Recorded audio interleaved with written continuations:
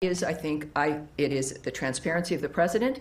Certainly, both leaders aware of what the concerns have been and what the arguments have been. So I don't think President Ramaphosa was somehow surprised or shocked at the fact that we have an honest man who's in the White House who's spoken and continued to speak about violence and the trajectory of South Africa. Well, what I'm just suggesting is that the facts matter with the credibility of the president, and that as it was explained in the Oval Office, and it has been explained elsewhere, that is a minority party, a protest party that is legally permissible, but that the white agricultural minister said in the Oval Office, that's why we joined the coalition, to make sure that they didn't get into the parliament, that they don't have power. They've been, they've been opposed. In the nature of the weeds of something like that, where that individual, you saw also the larger video of the thousands and thousands of individuals in a stadium framework.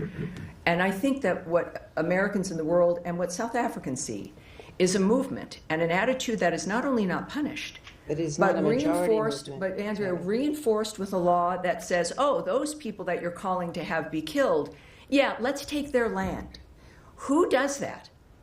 Who does that in the midst of that environment?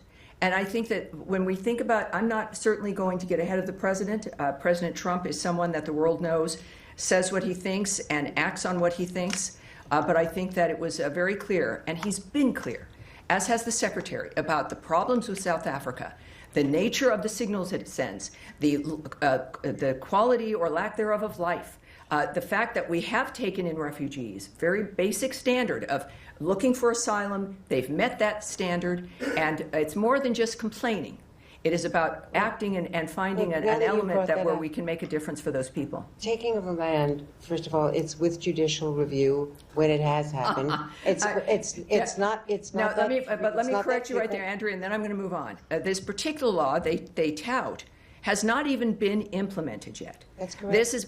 So it's not about judicial review. The law, if you have a judicial review of a law that says there is no standard, well, then you'll have judicial review of no standard. But they have not taken the land. But this, and it is in part, I would argue, because of the global attention that has been placed on them because of President Donald Trump's attitude, his comments, and bringing attention to that framework in general.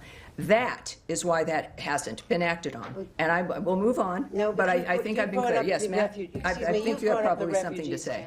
Yeah, Andrea, you've had 4 questions. I've answered them. You've asked in depth. We are going to move on. Yes, sir. I'm sure others might have the same sort of question. Thanks. Yes, sir. Thanks, Amy.